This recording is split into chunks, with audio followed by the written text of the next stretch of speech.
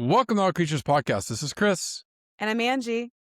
And we're coming back to one of my favorites. One of your favorites. Isn't it the favorite?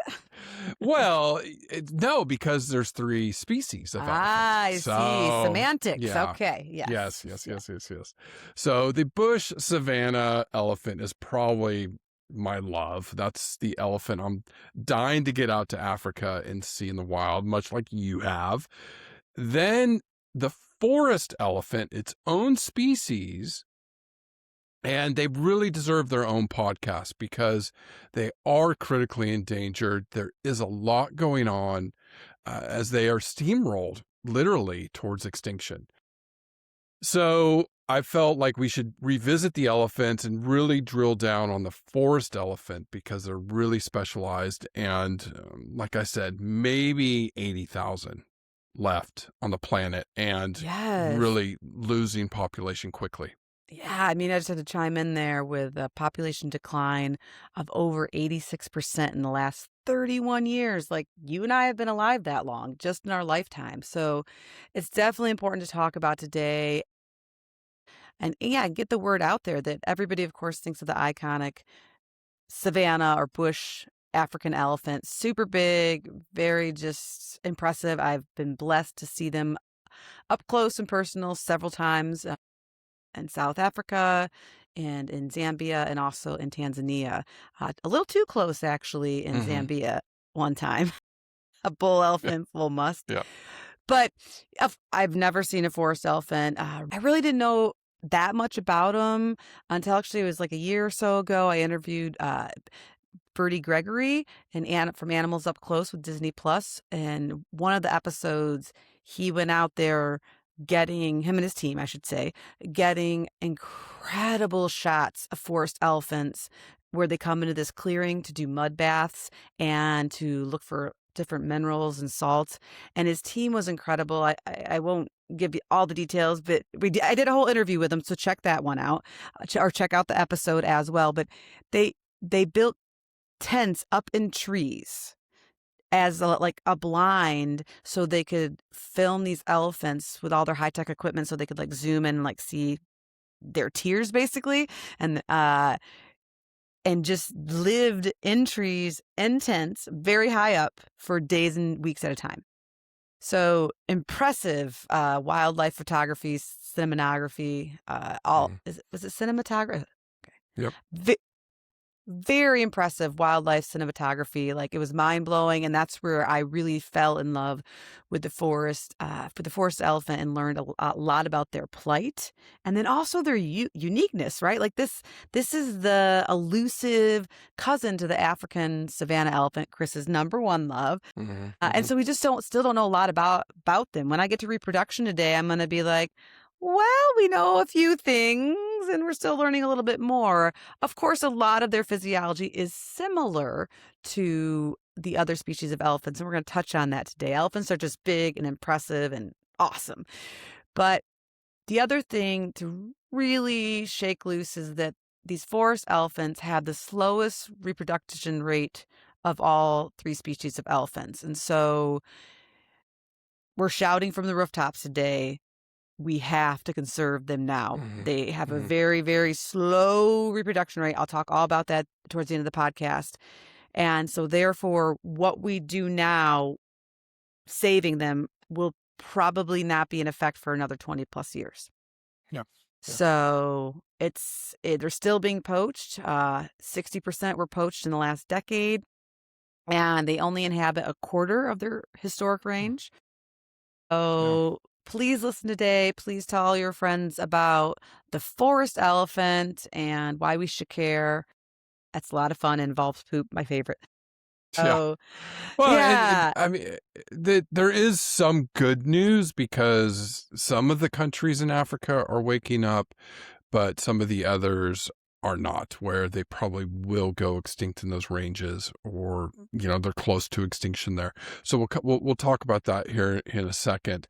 But yeah, they are their own separate species. They diverged almost 2 million years ago from savanna elephants, which when we started this podcast, we're like, oh yeah, there might be two species or subspecies.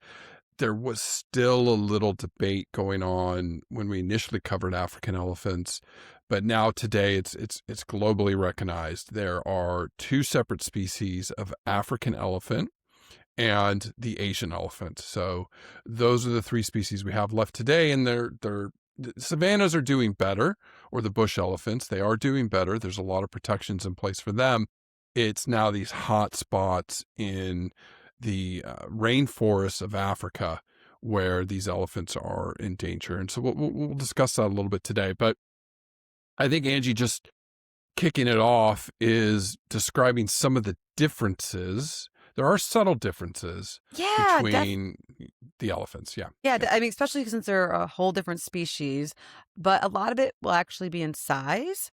So I don't know if you want to take the lead with that, or do you want Yeah. me to do the looks first? Yeah. No. So, I mean, when the savanna elephant, the one thing is I did send our good friend Danielle when she was studying under me with her PhD, and we were doing the elephant work between Asian and savanna elephants. It wasn't forest, it was savanna elephants and manatees and rock hyrax. We were doing some comparative studies. And I remember this photo that she sent back because I sent her to South Africa to work with the scientists down there. And she was dwarfed by this bull. I And mean, she's tall. yes. She's easily, I mean, she's taller than me, so she's got to be 5'9", 5'10". Yes, So, yes, yeah. yeah. Danielle isn't short. She's tall, No. and this elephant was just towering.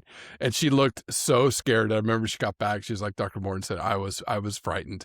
That massive bull elephant right next to her in stalks as they were trying to get some samples from him.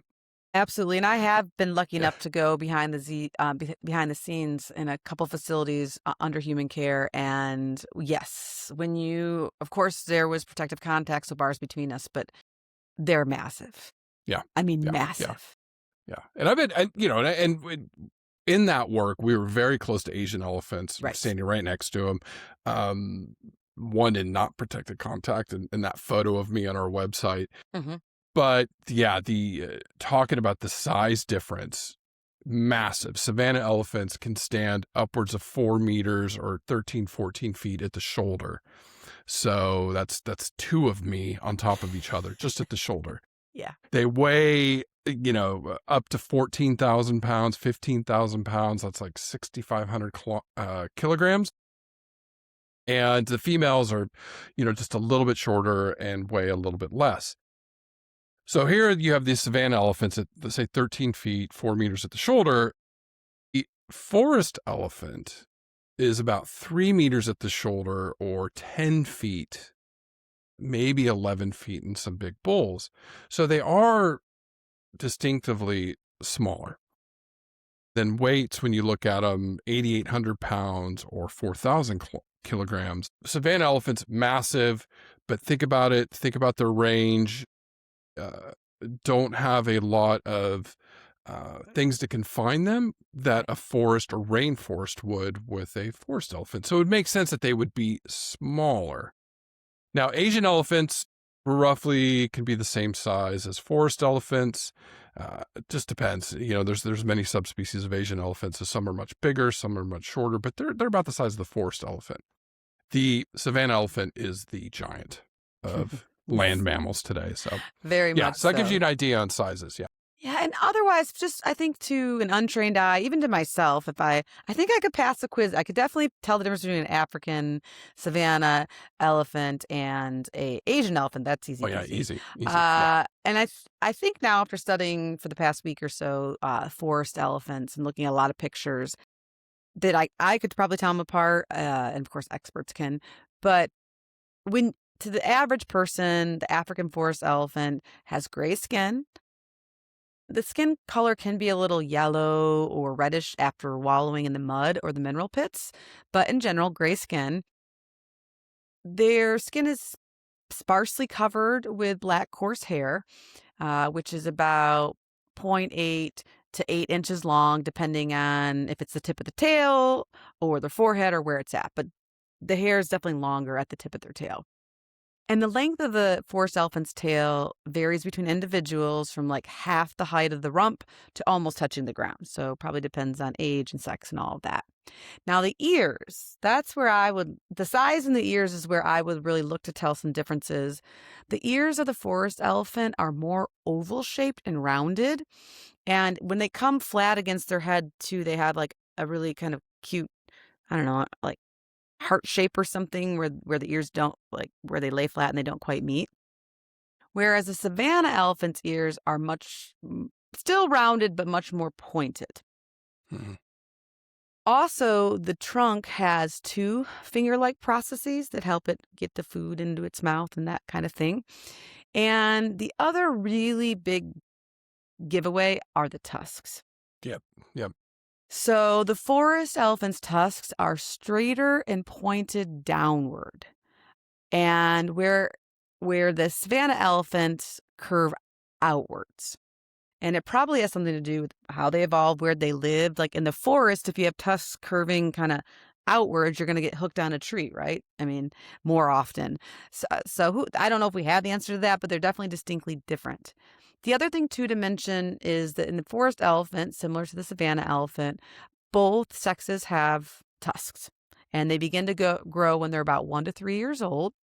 The other fun fact is that the forest elephant's tusks have like a light pinkish hue to them. So they're not pink, like ridiculous pink. And I was reading about it and they're like, if you see a forest elephant with like really pink tusks, that was probably photoshopped. Like, don't believe that. But they do have like a light pink hue to them. And they're also thinner, but harder than the savanna elephants. So they're a little bit more narrow, not quite as thick. But they are actually harder, which is some of the reasons why they're heavily poached, because I guess people like harder ivory to make their trinkets with or whatever have you. I don't even want to market that, obviously. But the bulls can get really big and with their tusks and they can reach the ground. It's just not as common. They're not living that long. There's also differences from a morphology point of view in the shape of their skull and skeleton. So no, the one thing I really learned was the tusks. That was a dead giveaway when you look at photos online. The savanna elephant's tusks are going out and the forest elephant tusks are going down. And you described that beautifully because evolutionary pressure, the ones that were probably clanking and getting hooked on trees and vines and things were more stressed, probably didn't survive as long, versus those tusks kind of not learned over time. Evolution drove that to where they're down. So they're very useful for tilling in the soil, which we're going to talk about, how they dig up minerals and things to eat.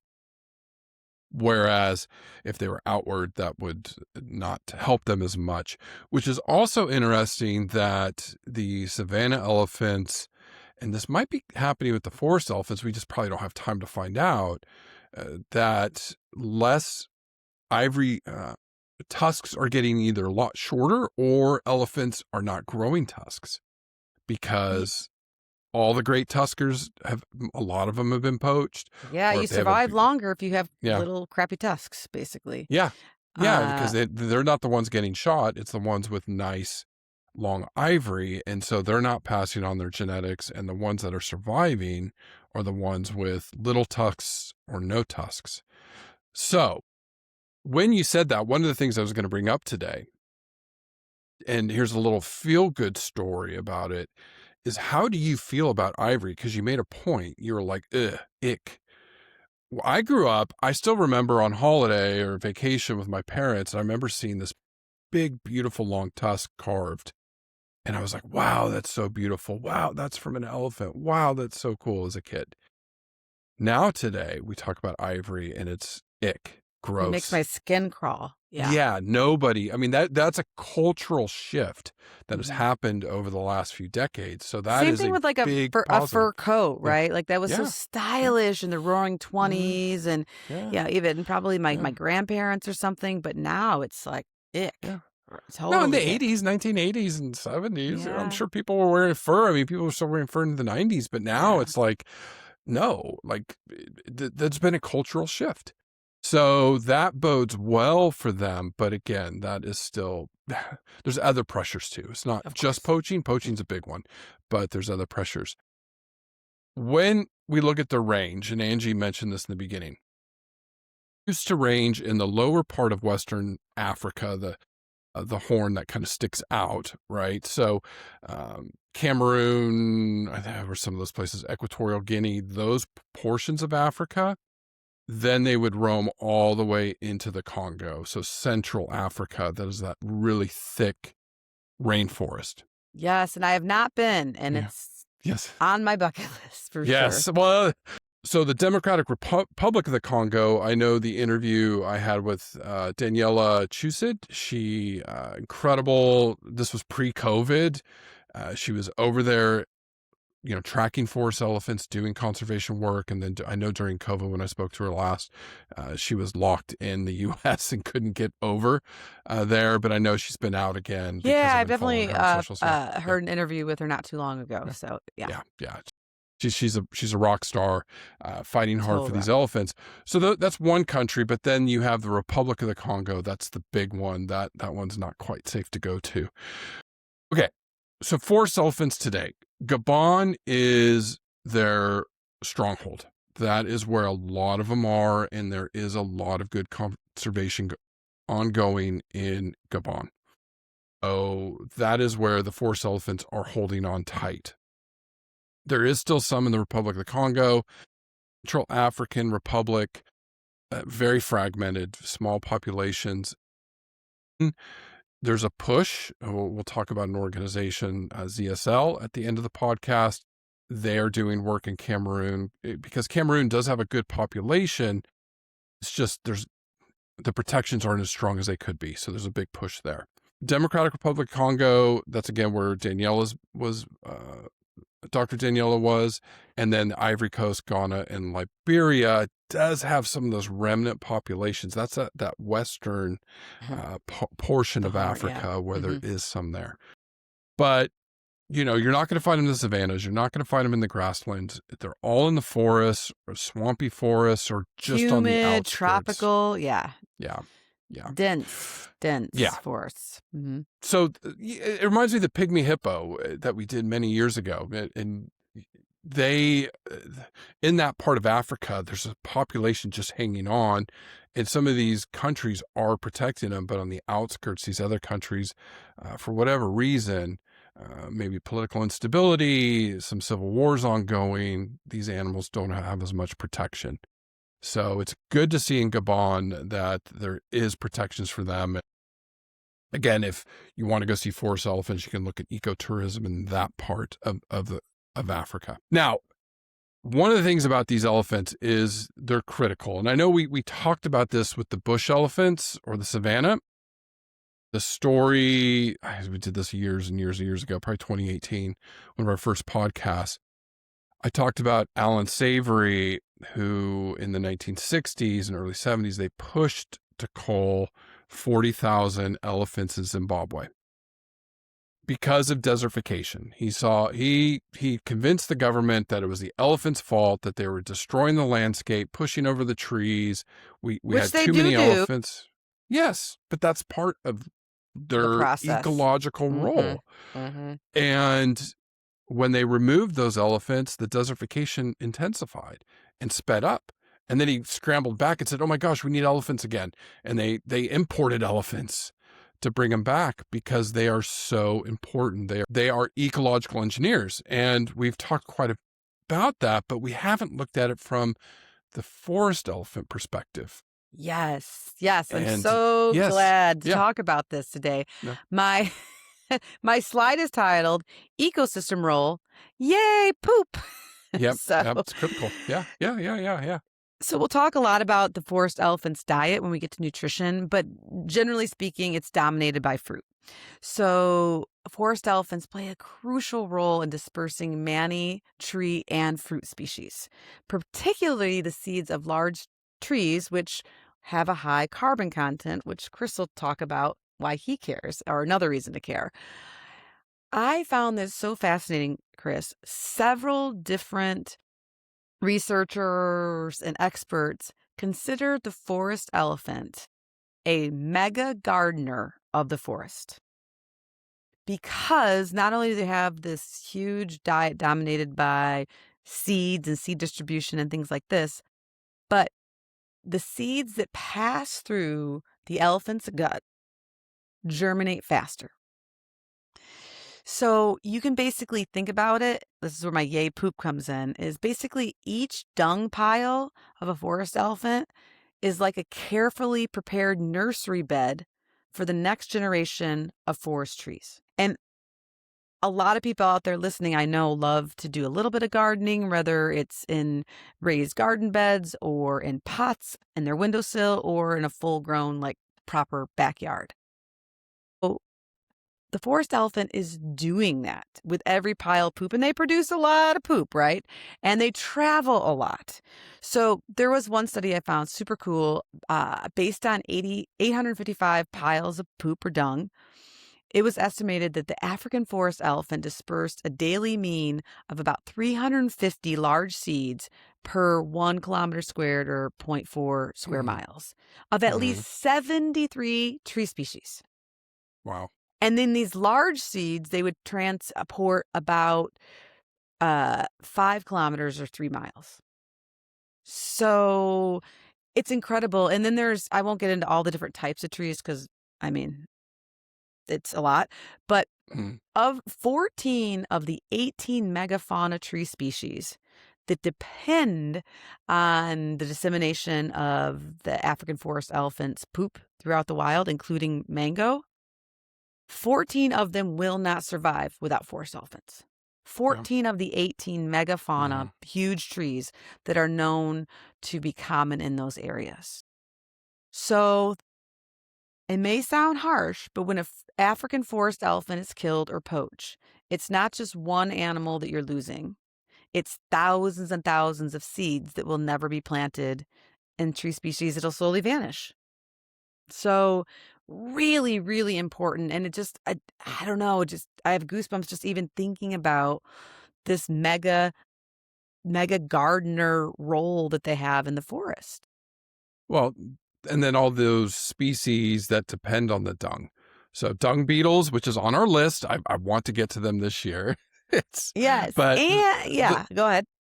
and then the microbes and just the soil health. And All that's in the yay yeah, poop. But what about yeah. all the animals that rely on those 14 megafauna Trees. trees? Yeah. Well, so there's a lot to unpack with the forest elephant. Yeah. One thing is think about them moving through the forest. Okay, they're creating highways for other species to move. Like Angie said, with this diverse diet that they have, they are keeping the trees diverse, but all these other animals that depend on their movement. We know we've covered this in savanna elephants or talked about it, where they'll go to water holes or feet, they'll widen them, make them deeper so other animals can come and drink. They are shaping the whole ecosystem of these rainforests. And it makes me think about that interview last year with Verity White when you were talking about, she thought some people think the Amazon's already lost. We've lost it. It's dying. It's producing more carbon. We looked into that and the data shows it is on the tipping point. Some scientists say we can bounce back with all of the changes going on in the Amazon. But when she said that put chills down my spine. And she said, all of our attention now is focused on the Congo and the rainforest in Central Africa. And here you have one of the most critical animals part of that ecosystem being A poached. mega part of it. Yes, yeah, is being bulldozed to extinction. So that is a big concern. With that being said, carbon storage and climate regulation, this is how critical this species is. Because as Angie said, they are protecting these mega trees. This is favoring slow growing, dense wood, large canopy trees that store more carbon per hectare than all the others.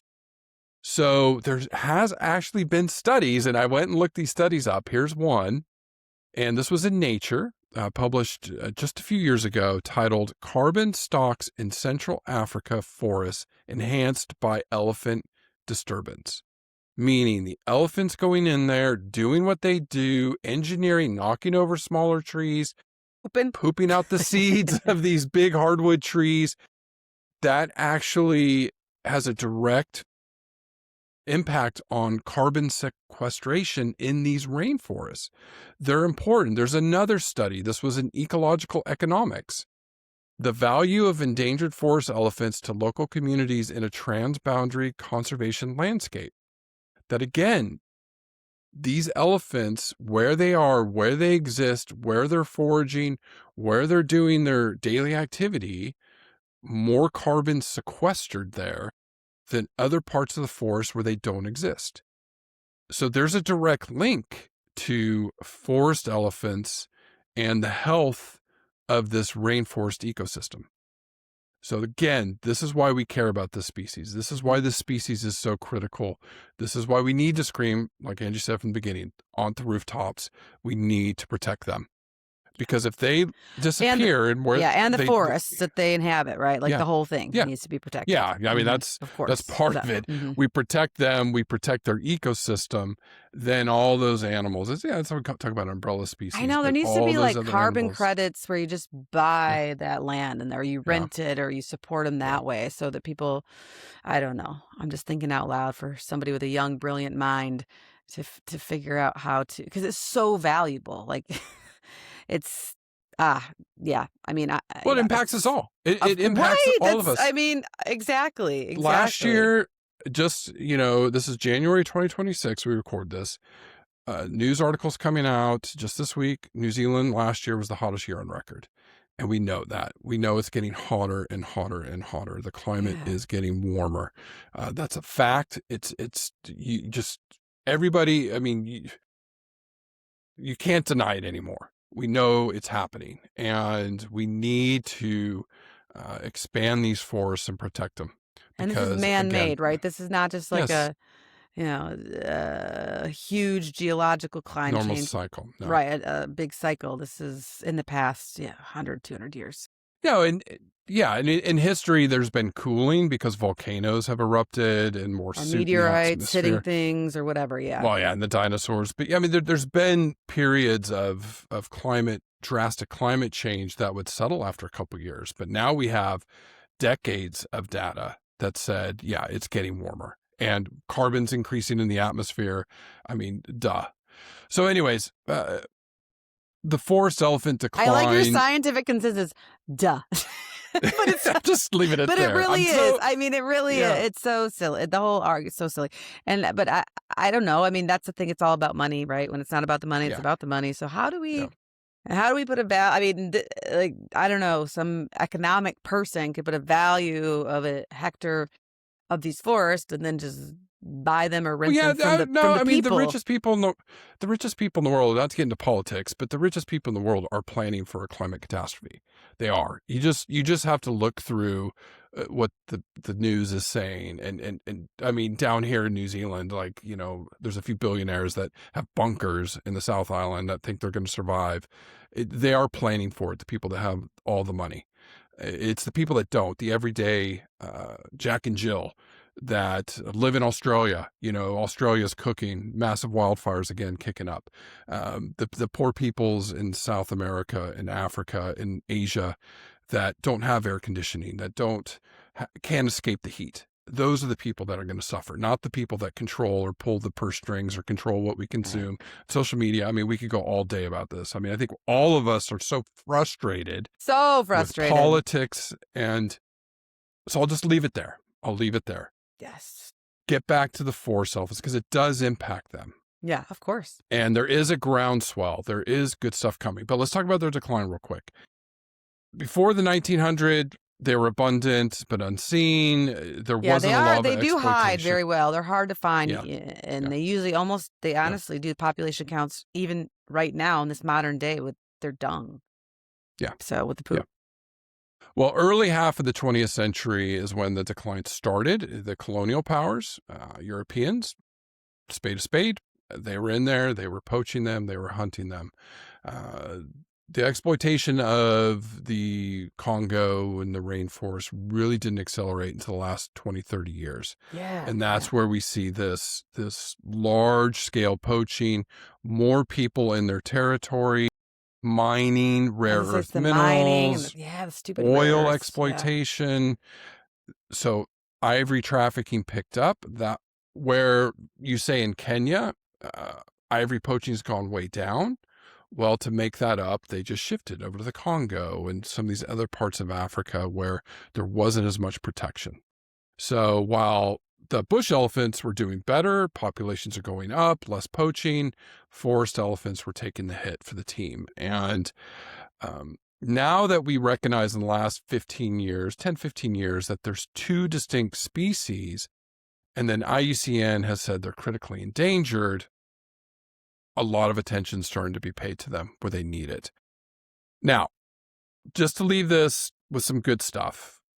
Like I said, Gabon is the strongest protection anywhere for forest elephants. They have about 60% of the Go population. So Gabon! Thank you. yeah, I would love to go there. I mean, 50,000 of them roughly in their country. National parks. So 11% of Gabon is designated as national parks. They do have some key strongholds where they do have anti-poaching enforcement. So armed teams out there. I wonder if Global Conservation Force, I would like to Yeah. touch base with them again, is in that part of Africa to help. So they're using technology, drones, and other things to come in and really help and protect their forest elephants. Ivory bans have been helpful around the world in China and other parts of Asia where a lot of ivory was being shipped, still being poached, still being sold on the black market. But there is still a big effort with anti-ivory. And then again, it just goes to political will because the Democratic Republic of Congo, they are trying to protect it, but they just don't have a lot of controls in place. Central African Republic, what I could find, the protections collapsed. There's just isn't any there. The Republic of Congo, the enforcement's difficult in that part of the world. And again, Cameroon's getting a lot of pressure to protect them and other species. So that's where we're hoping to see like Gabon, Cameroon, and we can start building this little fortress of protection. What you can do, again, education, vote green. We always talk about that. Vote with your dollar, but recycle your electronics. I have a pile right now in my house that I need to take in, old cell phones and old laptop that I need to take in to be recycled. These rare earth minerals that's in the news around the world, especially in the United States, but They're not rare, for the record. yeah, but They're just in central they come in Central smaller Africa. amount. Yeah, they come in Yes. smaller amounts and they're harder to mine, I guess. And so somehow they get this like rare name. But it's not like they're not found anywhere else and only in this one area. Yeah. So Central Africa is a hotspot for that. And when we do recycle, those minerals are taken out of your batteries and things like that do help. yes. They do help. They are proven to help, reduces demand for newly mined minerals, and really lowers the pressure to open up new mining areas. Like palm oil. We've won a lot of the debate on palm oil. Where palm oil plantation bulldozing going on in Asia and Central America, that has slowed way, way down. Way, way down. And my day-to-day job, we're checking to see if our products have palm oil in it because we won't put it in there because it's something you don't want to touch. People have been voting with their dollar and it's been heard. Yeah. So we have a voice, we have power, we just have to do it together. And I remember Jane Goodall's final interview that had me and Pippa in tears on our couch listening to her talk. And she said, when people rise up with their voices, there's power behind it when there's millions of us doing it. So don't lose hope, but this is a red alarm flash going off that, yes, Yeah. these But animals are in deep trouble, but there yeah. is some good stuff coming, And there are protections for them. few Yeah. things you can do if you and it's so simple to recycle electronics. We have like 2 or 3 boxes going at all times. We wait till they get filled up and then we take them to the electronic recycling place. And a lot of like stores are doing it now. Zoos will do it for like fundraising things and just there's a lot of places that are more than happy to take your old electronics and all that stuff off your hands. So don't put it in And a landfill. you don't need It's a new wasteful. phone every year. Mine's cracked in the back, and I got to go get it fixed. But yeah, you don't need a new cell phone every year. No. Every And few when you years. do get Yeah, one, like make sure and turn it in. Like turn it the yeah, companies yeah, always, at least here in the US, the yeah, companies take them back because yeah, they want to recycle them. So yeah, yeah, yeah. there's always options. And I think you're still on the iPhone 5 or 4 or something. I'm on the iPhone 4 SE. Yes, yes. It's So, smaller and cheaper, and it's probably about 4 years old now, and I love it to uh, pieces, and I hope uh, I can get another small, old, cheap one. see, there you go. Yeah, yeah, yeah, yeah. We're practicing what we preach. Okay, welcome back. Evolution. We've covered elephants quite a bit. Just the quick cliff notes. The big group is Afrotheria, and I only mention this because it's elephants, hyrax, manatees, and dugongs. So dugongs is the one that we still have to do. Yes, that's a good Elephant one. shrews, we have Mhm. to do that. Yeah. Aardvark, that's on our list, and golden moles. So these are all very, very closely related. That's what the research I was doing with Danielle and in Africa. We're trying to connect some of these evolutionary relationships. Now, the order of our elephants is Proboscidea, and that's where we have the African savanna elephant or bush elephant, the African forest elephant, and then the Asian elephant with its 6 subspecies. And it's tiny ears. Yeah. And mottled skin. Yeah. So, yeah. So the family's elephant today, and then the species name is Loxodona cyclotis for the forest elephant. Evolution, I mean, elephants are so cool. I mean, going back to the mammoths and the mastodons, all the different species that have come and gone, really focusing in on a common ancestor that split off around 2 million years ago. Yeah. Again, this kind of reminds me of the chimpanzee and bonobo, and we Bonobo. see bonobo, and then we see it in some of our gorilla species where the terrain dictates. So at some point, the forest elephants were pushed into the forests, and they carved out their niche, They were like, literally. these mangoes are Yeah. delicious. Yes. And they stayed, Yeah. right? And so you had them, and then you had these savanna elephants out on the grasses. And this happened about 2 million years ago. And so that's where they split. And then over time, forest elephants evolved into what we have today, which is a really old species, a couple million years old. And these savanna elephants, spread out in different parts of Africa, all the way up in the deserts, the Sahara, north of the Sahara, all the way down Africa, where Angie has been half the continent. And then, but they didn't go into the forest. They didn't. The savannas didn't. I mean, I'm sure they would creep around the edges, but not really in it, like the forest elephants that just stayed there, and that's where they were. So that's kind of their evolutionary history in a nutshell. And it's just they found their niche, and they really helped these forests get established. It'd be interesting to go a couple thousand years in the future to see what Africa looked like with no forest elephants. Would that whole ecosystem break down? What would become more like a savanna, like we're predicting for the Amazon? Or yeah, the I don't know. trees Yeah. lower, more scrub. Yeah, it's hard to Mhm. say. Yeah. Let's hope Hopefully we not. don't. No, hopefully not. I mean, there's so many cool species in that part of Africa. The Yeah. okapi, all of them, all of them. I mean, the gorillas, that's prime gorilla habitat. Okay. Forest elephants, what do we know? What are some of the fun facts? Just like other elephants, long-lived, up to 60 years, maybe 70 years in the Mm. wild. just very comparable to our Asian and African elephants or bush elephants. How fast are they? You don't see them running as much, like They're compared to the cute when they savannah. try, Yeah. yeah. Yeah, they burst speeds of like 25 miles an hour or 40 kilometers per hour. But, typical walking speeds, just, a couple miles per hour as they go through the forest and navigate through.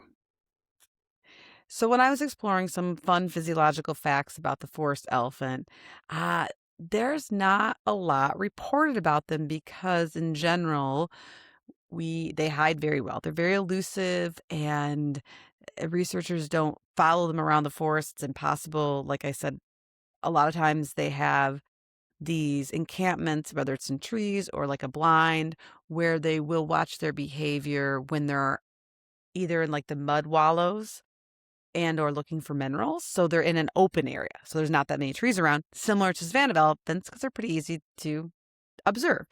And so they can see the calves and they can see, mom and calf behavior, and a lot of it looks like typical savanna elephant behavior. So when we look at fun physiological facts, I'm just going to throw out some that we know about the savanna elephant because, once again, there's not a lot reported on just the forest elephants itself.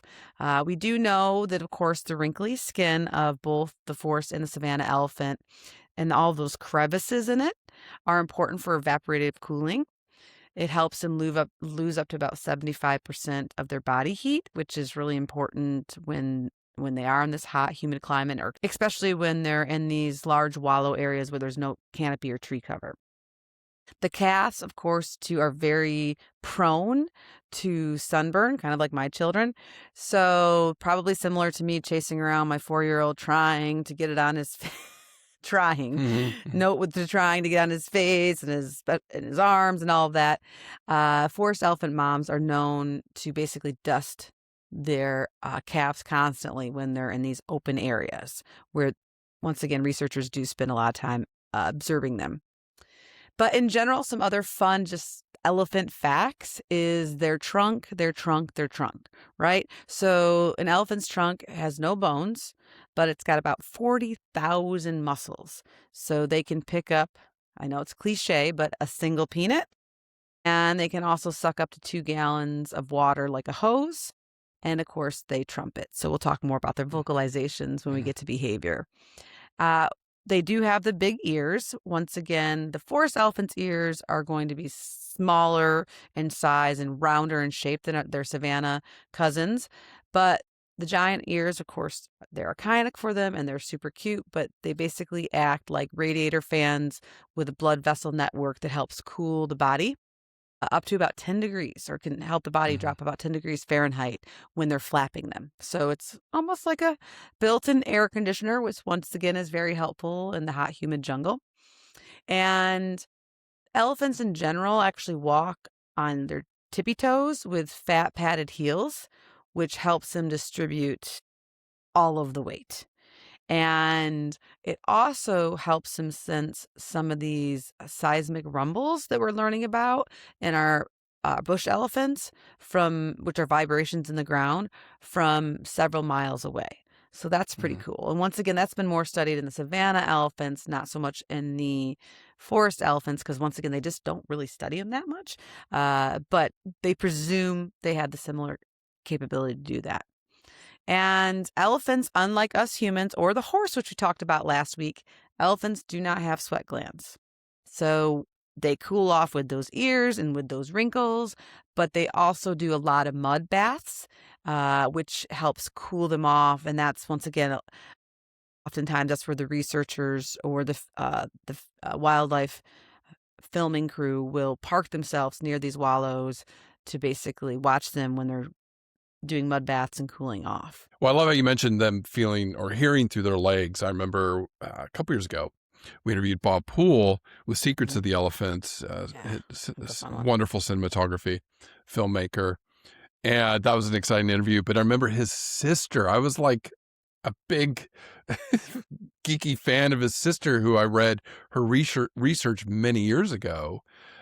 Joyce Poole, right? That was Yeah. Dr. Joyce Poole, I remember she was part of the scientists that discovered elephants could hear through their legs. I remember reading this years ago and then talking to Bob, and I'm like, oh my God, I'm gushing over your sister. He was an incredible interview too, where, these animals have these superpowers. And, I think that's one where they can feel the vibrations and they know.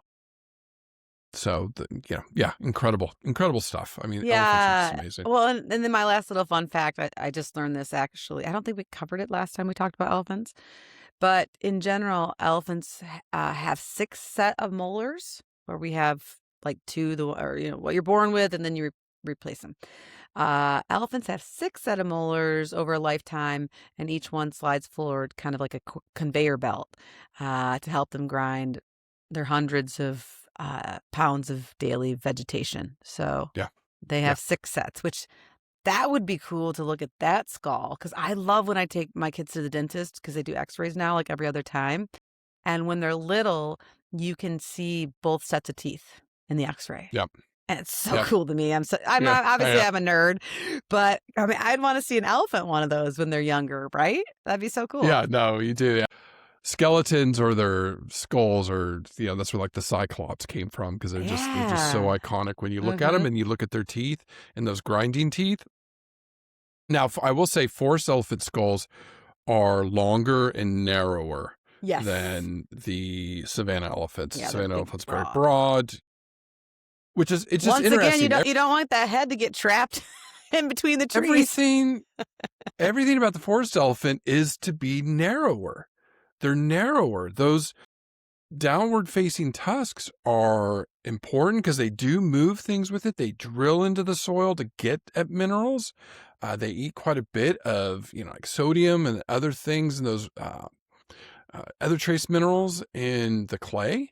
So they use those tusks to kind of do that. And then when they do that, when they're in there drilling in the dirt or the mud, it creates little wallows for all these other species to come in.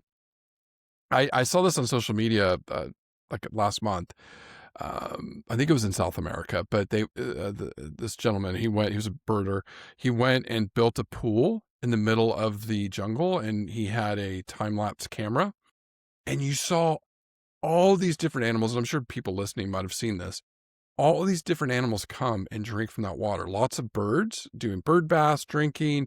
Then these cats, because South America's got that really crazy, not ocelot, but there's a really unique cat. I'll find the name of it. Came in, all these different animals came in to drink from this water hole. And so when I read about forest elephants shaping the ecosystem, doing this, it made me think of that and how important that is. Yeah, so they're everything about them is more compact, and more narrow to navigate through the rainforest. It's just incredible. And like Angie said, I mean, fruit, leaves, shoots, bark, roots, the soil, but fruit's the big one. That's the one, and then they spread those seeds everywhere. Yeah. Well, we touched on it a little bit, but probably based on their diets of the fruit and the tree bark and the grasses and the seeds and the leaves and all of that, they do really seek out salt and mineral licks. And they'll even consume soil to help get some of those minerals because they're missing from their diets. So a lot of times to supplement this, the forest elephants will gather at these mineral-rich watering holes and these mineral licks found throughout the forest to help supplement their diet.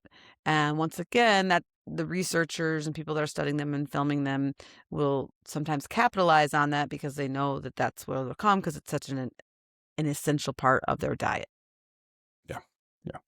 Yeah. So again, painting the picture of the forest elephant. As far as predators, none as adults besides humans. Yeah. The calves, maybe a leopard, maybe. That's a big maybe. Maybe really, really young calf. They'd have to somehow get them away from the mom and the sisters. Yeah. So, Yeah, and good luck with that. Not happening. Crocodiles more likely could get a calf, but that's about it. Other than that, humans. But still, I mean, I guess some of the questions I would have behavior-wise, how does it quite differ from maybe some other elephant species? Right. So good question. And I'm going to disappoint you because I don't have a ton of data like I normally do. I know that. Even talking to Daniela, she's out there. She's doing some of the groundbreaking research on these animals because they are Yeah. elusive, So they're not well studied. very, Yeah. very elusive. So that makes them difficult to study and it also makes them difficult for conservation. But the good news is that scientists are starting to understand more about their habits, their patterns, and their movements. That's probably what's the most important right now because they need to know their do they have seasonal shifts, subtle migrations? Are they in this area this time of year versus that area? How much do they travel a day? How often do they travel? Do different groups cross over each other? They're learning more about their social behavior. I'll talk more about that in a second. So there are people that are wanting to learn more and wanting to document this that will then help drive their conservation because some of this behavioral biology, very rudimentary, and in my opinion, is super important if you are going to work on saving land for them and um, help with the human elephant conflicts or relationships, help with educating people about poaching, just all of the things is important to know what they do when they do it. So there has been a lack of knowledge for that, but it is we are learning more. So what we do know about the forest elephant when it comes to behavior is that they do have some seasonal movement. Lo and behold, do you want to guess what their movement's based on? Well, I wonder, does rainfall patterns have an impact? Like, do they have a really rainy season? So if it's raining more, that's going to produce It's more. mangoes. I The mean, it's answer is mangoes. yeah. Okay, I was getting there. I was thinking because I'm sitting there doing this The in my wheels head, are like, okay, turning. more Yeah. rain. Yeah. The rainy season, that's going to produce more fruit. That makes sense. Like right now, I have a lemon tree that's struggling to grow lemons because it's been so dry. Dry. And Yes. thankfully today it's raining. Like I've been Yes. watering this poor thing and I'm like, Mm. come on, I need some lemons and they're not growing. So yeah, seasonal rainfall have an impact. So yeah. Lemons, Yes. fruit, mangoes, Fruit, ripe mangoes. Yeah. fruit, mangoes. When it's not about the mangoes, it's about the mangoes for forest elephants. Yeah. They don't care about money. They care about mangoes. So researchers know that is going to drive some of their seasonal shifts of how they move around the areas that are protected that they're in and or areas that are not protected that we want to protect for them. And so when they're doing this, the forest elephant, Chris already touched on this, has these really cool paths that they use. And researchers talk about these paths through the forest being basically a complex network of permanent trails that pass through different strands of fruit trees. And then there's some forest clearings to then connect more fruit trees with mineral licks. Mm. So they have their own little city map or forest map, I should say, that they are navigating with all these complex paths during different times of year and different seasons. So understanding that is really important. Once again, especially in the areas where there's maybe not a whole bunch of land conserved for them to know what areas we should focus on conserving, right? Because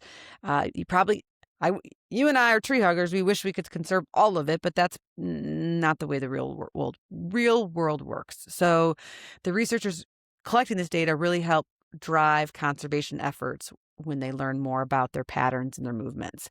And as Chris mentioned, those trails are also used by other animals and humans, so they're really, really important. When it comes to their social behavior, the African forest elephant lives in a very sociable family groups of about 10 to 20 individuals comprising of female adult cows, their daughters, and then their sons, the young ones.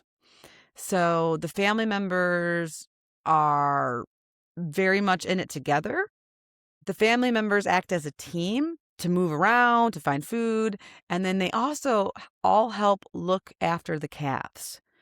And so this is also called allomothering, and it's really important to help the calves survive. That mom's taking care of it and looking out for it, but so is auntie and older sister, all of that. And then the males, once again, will stay with this family group until they basically become sexually mature.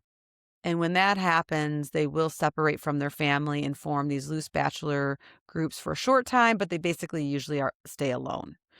And the big bulls, the reproductive bulls, will associate with these family groups only during the mating season. And the research at this point suggests with forest elephants that family groups travel about 7.8 kilometers or 4.8 miles per day. And they move in a home range of about 2,000 square kilometers Mhm. or 770 square miles. It is it's huge, right? But they're consuming so much and per day and all of that. So and then depending on what season it is and where the food is, so they do need a lot of area. But on a daily basis, it's about 4.5 to 5 miles. The other thing that we're still learning about forest elephants is the type of family group and or society that they have. Researchers at this point are thinking that forest elephants probably have what's called the fission fusion society. Mhm. So there was a study, a fission fusion society is basically like a social organization group in which the size and the composition of the group changes as time passes and animals move through the environment. So sometimes animals will merge into the group, fusion. Maybe they'll sleep in the same place or they'll look for minerals in the same place, but then they'll also split. Then maybe one group will go forage over here during the day. So we see that in birds, we see it in primates. So there's the fission fusion societies are pretty well documented. There was one study, and I'm not going to pronounce this name right, but I'm going to give it a good try. Adzala Kokua National Park, where groups of forest elephants were observed to frequently meet in forest clearings, which would indicate this fission fusion society. And they would stay longer when other groups were present. And then smaller groups would join the larger groups. And then if it was like during breeding seasons or something, the bulls would join in and then they would separate. So but at this point, definitely super, super, super social, super family oriented. Sometimes I think they can come and go. Now, how do they find each other in the woods? Right? How do they, in their social group, me and all my social friends, we chatted up on text, on video chats, in person. Anna always That's comes to how walk they the do it. dog with me. They Danielle, they can Danielle, hear through the ground. yeah. Yes. Yeah. My buddy They Danielle can hear. comes and meets me with the kids at the barn. So, humans are highly social creatures, and we have many different ways that we socialize and communicate to one another about everything, especially when you're me. I've Yes, I've yes. got a wonderful girlfriends I chat with all the time, and a great Because you're husband, and incredible great friends. friends, all that. Yes. But so Because you're elephants, a good human. You're a good egg. I So, try. I try. I love yes, people, you are. especially my dear Yes. friends. And so with elephants, communication, communication, communication. So first of all, they have several vocal calls. I was reading somewhere it's like over 30, especially in our savanna elephants. I don't know if there's an itemized count in forest elephants, but we do know that forest elephants definitely use three main vocal types, including low calls, tonal calls, and harsh, broad barks, roars, that if you think of the trumpeting, if you will. And all of these map to different emotional and social contexts. So they mean different things. And then we had with the rumble, Chris and I touched on that already a little bit, but it's this very low frequency, often like infrasonic, which means us humans can't Hmm. hear it. It's in this infrasonic range. So those travel pretty well through the dense forest, and that low infrasonic rumble can carry information about the elephant's identity, the age, the sex, and the emotional state. Hmm. Hmm. So really, really incredible information just from a type of vocalization. And the other thing that they do too with these vocalizations is they come in different structural patterns. So sometimes there's a single rumble, or sometimes they combine them together like a single rumble, a single bark, or broadband, one of their vocalizations called. So it's really interesting and can be very context specific.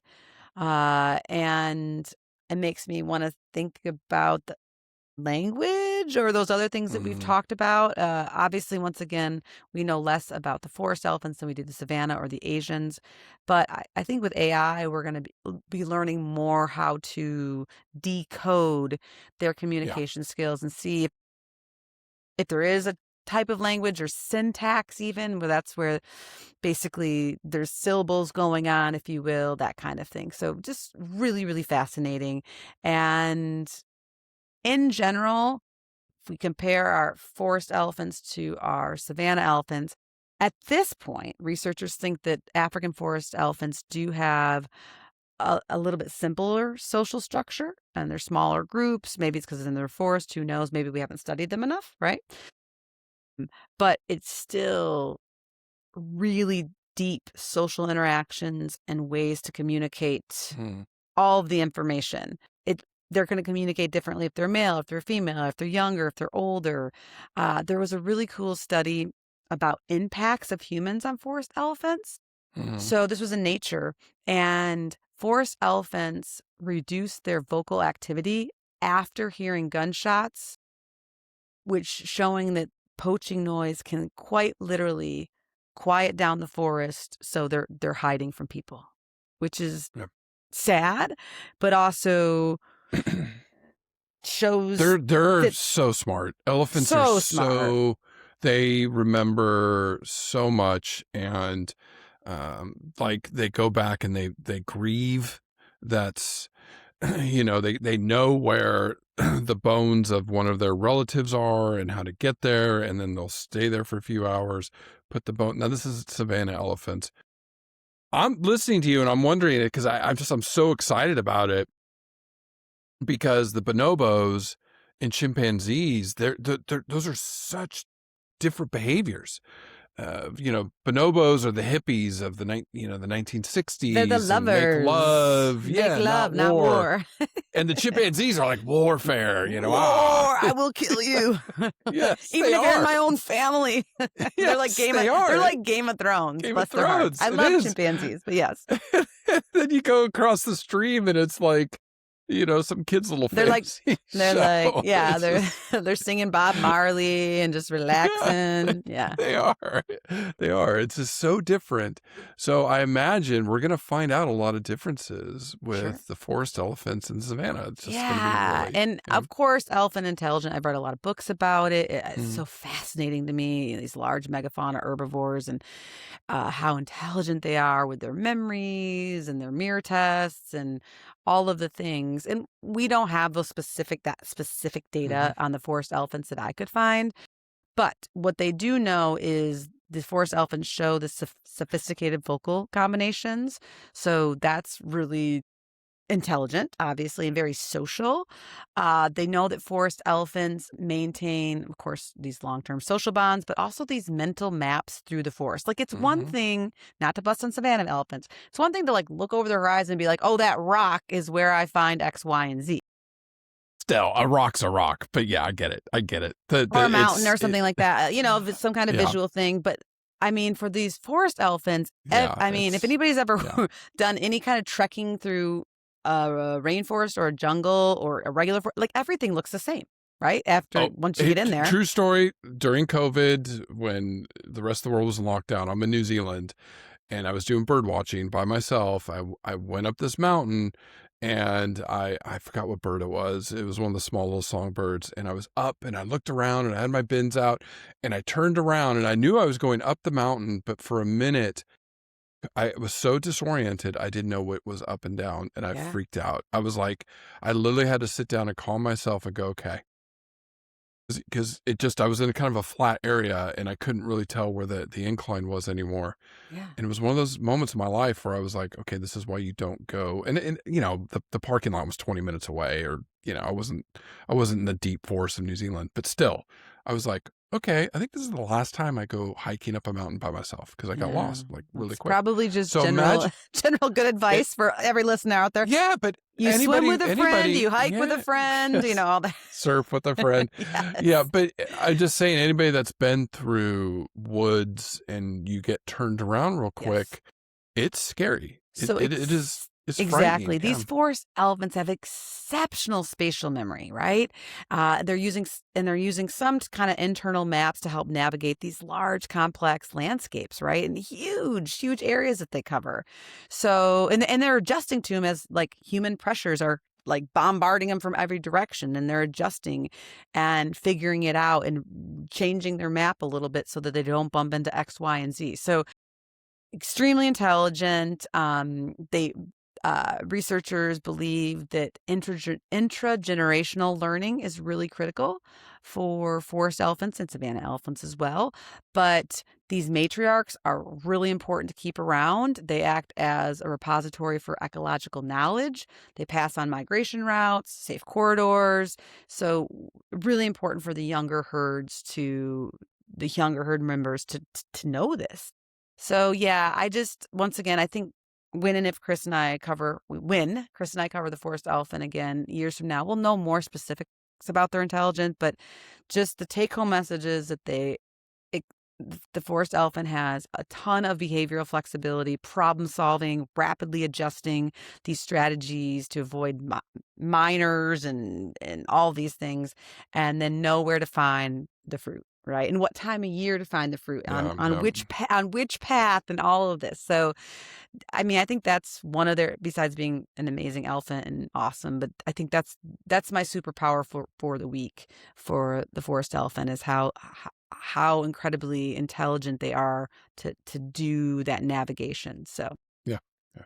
Well, I think I'll reach out to Dr. Daniela Chusid again and see if I can yes, get her back on because she's so great. she's a rock star and I'm a Hmm. big fan of hers Yeah. and she was just so fun to talk to her. So I'll see if I can kind of get her on Well, to she get an probably, update. yeah, and she probably has a more kind of intimate and up and close and Mm. personal with what's actually happening to the forest in those regions. Are we saving them? Are we not? How's that really working out? Yeah, She and I talked to probably, her like right when COVID was hitting the world, so things have changed. Bro, I know this is an area of research that your best bud Danielle and I did yes. back in the day. And just to recap that real quick, we were looking at sperm morphology, and because we were looking at advanced reproductive techniques in elephants, which we don't really know as far as like embryo transfer and all the technologies we use in other species. So Danielle's and I's project for her PhD dissertation was we were getting sperm cells from male manatees, male Asian elephants, male bush elephants, and male rock hyrax, and did a bunch of morphological assessments. That's why Danielle went to Africa and then back in Florida. And again, just to sum it up, we found the African and Asian elephant, obviously the morphology is very, very close. Like this microscopic level analysis and then looking at mitochondria patterns and stuff. And I think it was the rock hyrax and elephant were a lot closer than the Hmm. manatee. Yeah. They're all closely related. They had some ancestor. We talked about this in another podcast where one became a huge elephant, one stayed this kind of rock little rodent looking thing, and one Yeah. said, "Oh, I'm going to go swim," and became the manatee. It's just crazy how Mhm. it happened. But I think it is a cool fun fact to mention that sperm morphology is definitely an evolutionary, like, conserved trait. Conserves? Yeah. Hmm. Yeah, definitely. It was just, and the only reason I said that was Danielle was defending her dissertation. We were looking at the mitochondrial patterns in the head of the sperm, where we cut it in half and looked under a ultra microscope. Yeah. I think an electron microscope, and you could see the mitochondria was very similar in the hyrax and the elephants than the manatee. The manatee was completely different. And then you looked at the general morphology of the sperm Right. cell. But yeah, it was a Well, fascinating research project. Yeah. well, and correct me if I'm wrong, but would I be safe to say that, like, if I had an elephant's, whatever one, sperm cell, and then a rhino's sperm cell, male rhino sperm cell, and then a rock hyrax, right? This little tiny thing, or a manatee swimming, right? A mammal swimming around. That the most different one would be the rhino one. Like the elephants and the Yes. rock hyrax would look closer, Yes. which is crazy, Yeah. right? Because I mean, not the elephants and rhinos look alike, but they're these huge fauna, Mhm. and people probably think they're more closely related, but they're not. And They're I not. just think Yeah. it's so fascinating Yeah. that like sperm cells can help categorize those who Yeah. you're Yeah. related who It you're just, related to. Yeah, evolutionary relationships. It's just one of the pieces of the Yeah. puzzle. Yeah. Yeah. Very cool. Yeah. Speaking of reproduction and the forest elephant, surprise, we don't know a lot. So there is a good amount of peer-reviewed literature on the African elephant and Asian elephant reproduction. Chris and Danielle also contributed to that. But direct species-specific data for the forest elephant is sparse.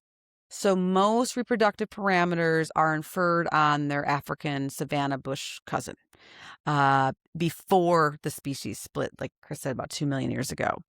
But let me tell you what we do know, which to me is really important when we're talking about the why care and the fact that they're critically endangered, is that forest elephants have the slowest reproductive rate of the 3 elephants.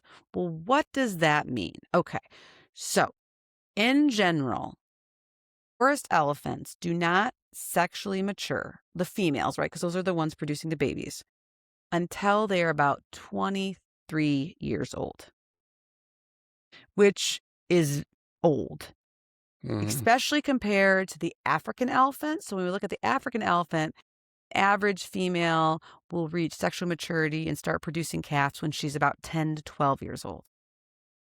The Asian elephant's about 10 to 15 years. So this is like almost double.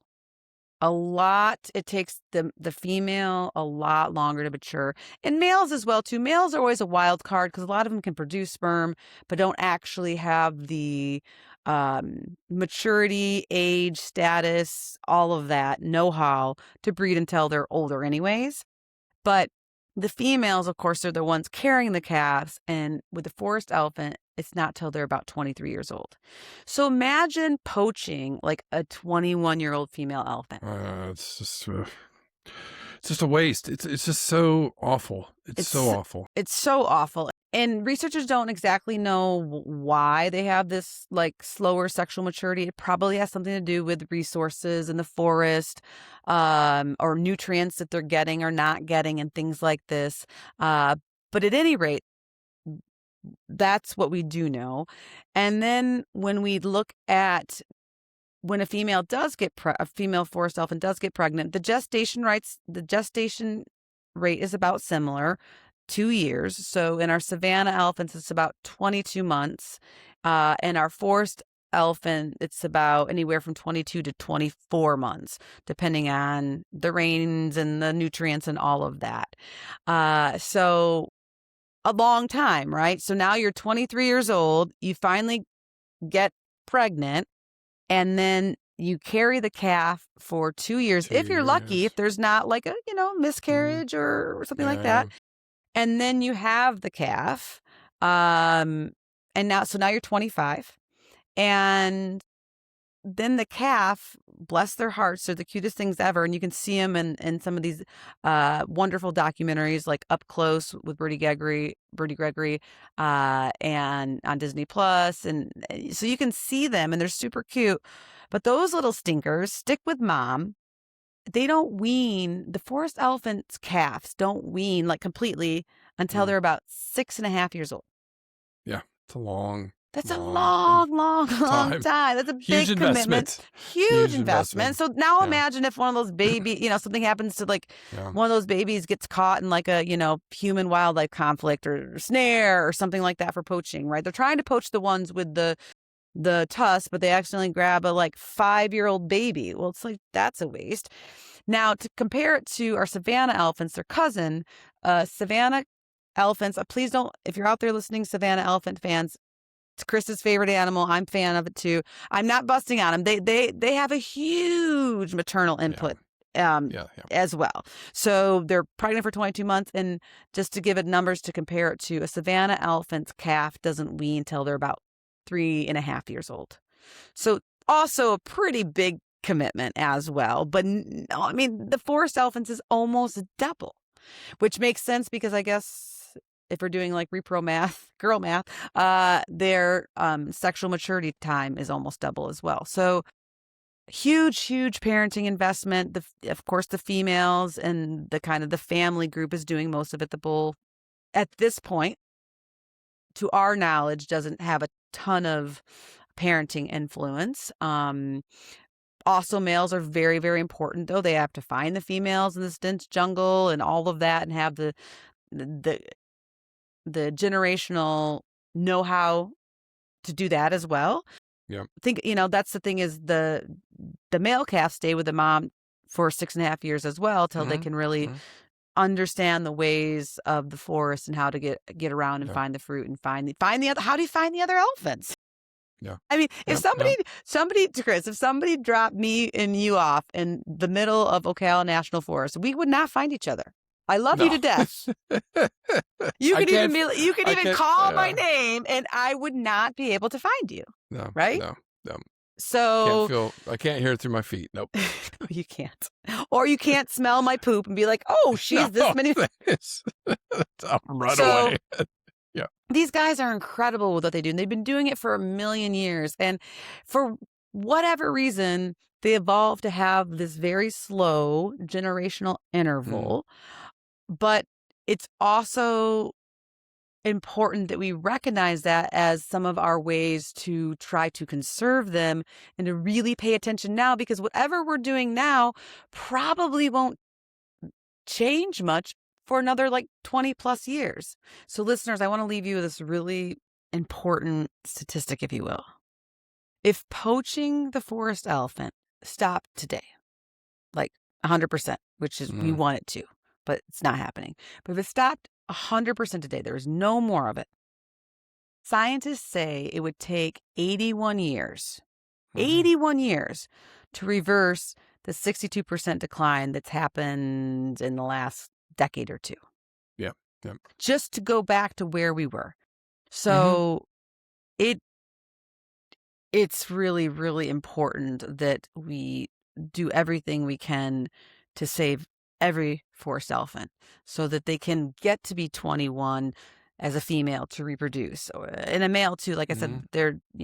they're slow to sexually mature as well. So we need to help them get there and help them Yeah. reproduce and just help the environment out while they're in this, while they have their long generation intervals. So yes. So Chris, who's helping us do this? Yeah. No, I mean, this is a global problem because hearing that and you go, okay, well, it's the poacher's fault. And it's the global demand for ivory. It's the global demand for these quote unquote rare earth minerals. It's the exploitation of these poorer regions of the world with big corporations from Europe, not just, the US. It's Europe too, going in there, and Asia going in there, exploiting oil exploration. I mean, there's so many pressures. It's not just these poachers out No, and there who the poachers get the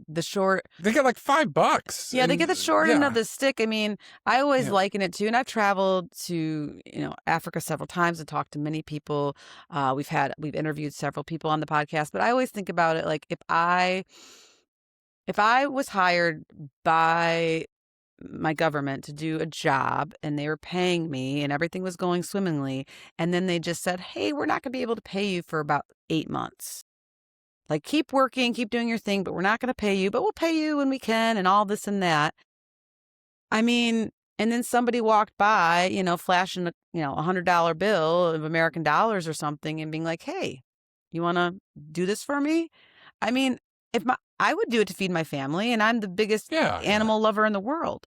So until the people in the region have economic stability and support from other countries, nationally, internationally, all of that, it's going to be really tough. And so the most of the poachers aren't poaching for the heck of it. They're doing it because it's the only money they can get. And that's why we've talked a lot on the podcast about ecotourism and how it's important, not only the ecotourism, but paying the local people money to help them want to protect the region, and understanding that, like, I would argue that this region is so much more valuable than a piece of real estate in New York. It it does. I think ecotourism is part of the answer. I think it's generating more income for Wealth, yeah. communities than just, poaching one or two elephants. the point of all this is But it's it's a global complex and issue. messy. There's no Yes, it's there's a no silver yeah, bullet. yeah. Yeah. But it's a global issue, and we are Yeah. part of the solution. Correct. So we have to take that on board. Today, I'm going to highlight ZSL, ZSL.org. I've been following them for many years. They are out of the UK and around the world, working very, very hard to conserve many endangered species. Right now, they are focused on conserving forest elephants in Cameroon. And you can read about all the work that they're doing and trying to protect this World Heritage Site, and the elephants in there and all these other animals. So they've been working intensely for the last 5-6 years down there. I've been following them on social media for quite a And while, this and is I'm a the big fan. Zoological Society of London? Yes, Okay. ZSL. Yeah, ZSL.org. And I love them. Go check them out and look at what they're doing and support them They do a because, lot of great work. yeah, it's, and then I think that's a challenge too in that part of Africa because there's so many countries where the forest elephants are, where Tanzania, Kenya are pretty large. They command a lot of ecotourism, so they've had the motivation to stop and slow down the ivory trade, Mhm. where some of these other poorer nations or other nations of Africa don't have as much. So check it out. Check out Gabon. I mean, that's on my bucket list now. Yeah, One of the for regions of the sure. world to go see forest elephants and other species. Uh, I will chase down Dr. Daniela Chusit again. I really enjoyed talking to her many years ago. I would love to get an update on that. And this conversation about forest elephants doesn't end today. No. It is my love are these large animals, these gentle giants, With and pink uh, tusks. yes, they deserve so much, They do. and they do so much of our attention and our understanding. So thank you for joining us today to learn about them. Great job today, Angie. Well, thank you. Thank you everyone for listening, caring, and sharing, and let's help save the forest elephant.